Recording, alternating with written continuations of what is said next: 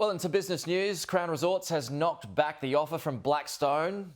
Let's get the latest from Scott Phillips now, the Chief Investment Officer at the Motley. Scott, I guess this proves, doesn't it, that James Packer has got a pretty strong hand.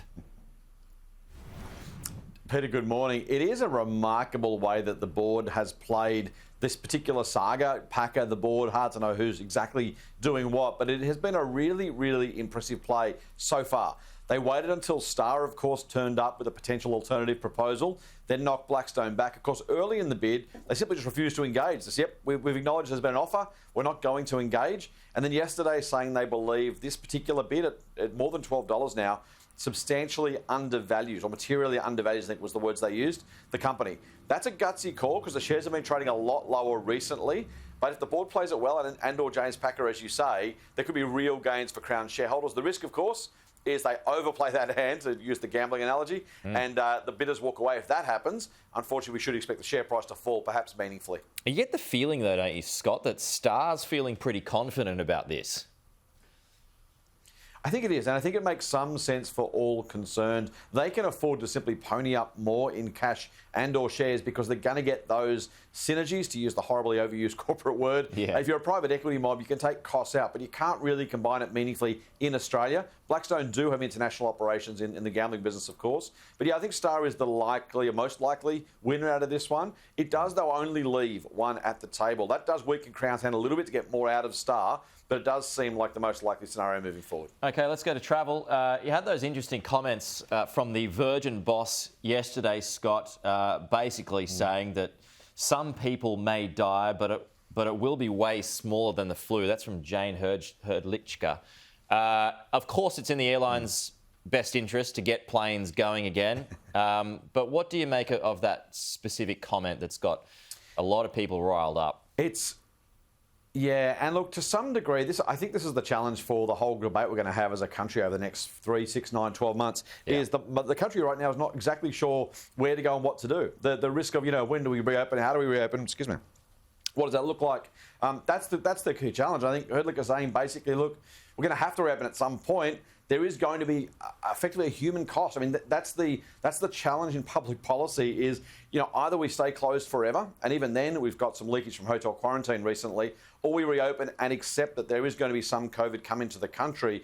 That is a really challenging public policy question, and it really does impact those tourism businesses, those travel businesses, those companies who are on this edge of, the ones being most affected. The rest of the economy, by the way, doing spectacularly well. So it is just a very small sliver. And then, of course, there are the broader policy questions, the broader ideology questions about what does freedom mean, what do open borders look like, how do we manage that? So it's a really, really complex question. The comments, of course, probably would have been best not made, but they're exactly the same comments, I'm absolutely sure, that are being had behind closed doors with public policy experts who are asking the same thing. How do we open? When do we open? What criteria do we use? What cost, financial and human, are we prepared to accept? That's kind of the hard, difficult conversations that need to be had, probably publicly. I think the PM probably needs to change the rhetoric a little bit. He did say yesterday, look, we will have to open at some point. Those are the discussions we're going to have. I think the business community and the public are saying, look, we'd like to have those conversations sooner rather than later to at least get ourselves to a position where we can make that call rather than it being all of a sudden, flick the switch from on to off or off to on.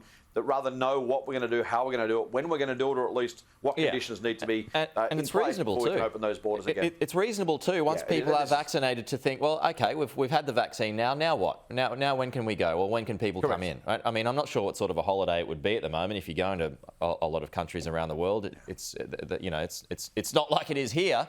But still, we should get ourselves ready for that. And people going to visit family overseas families coming here, people returning home. There are, and maybe this is a stage thing. As you say, that's exactly, we need to get ourselves ready for what will we do, when will we do it, and what are we prepared to accept in terms of, frankly, the straight out downsides. That was what Jane Herdlichka's comments were yesterday. Again, probably not great, in a public forum, probably not the right person to be saying it, given the issues and frankly, the allegations of selfishness or otherwise that may be levelled at her.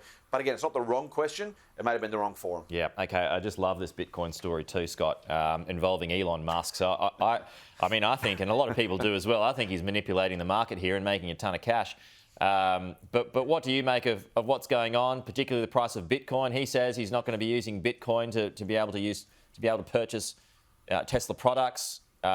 After that happened, Bitcoin plunged, but I mean, it's not going to stay low for long. It fell 25% in a week.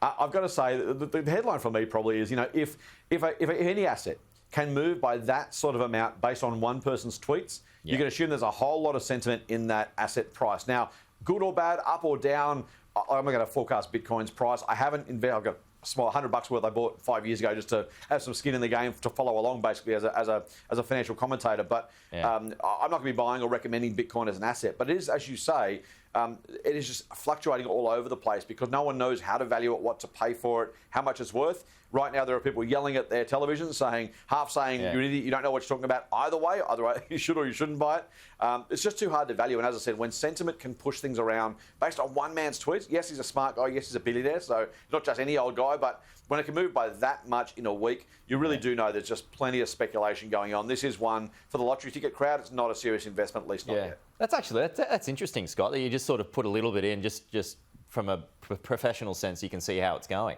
So how's that $100 going? Yeah, it was basically doing right. There's a backstory. Actually, I chose an app that I actually can't sell my Bitcoin. So last I checked, it was about $800 worth. So you've done all right then. Return in 5 or 6 years. I've done all right. Hindsight, I should have put 100,000 in and let it ride. But exactly. It was just a case of so many. Yeah, and then you got your capital gain. Now I was going to say your capital gains takes a bit of that, but anyway, it's still a fun ride. That's right.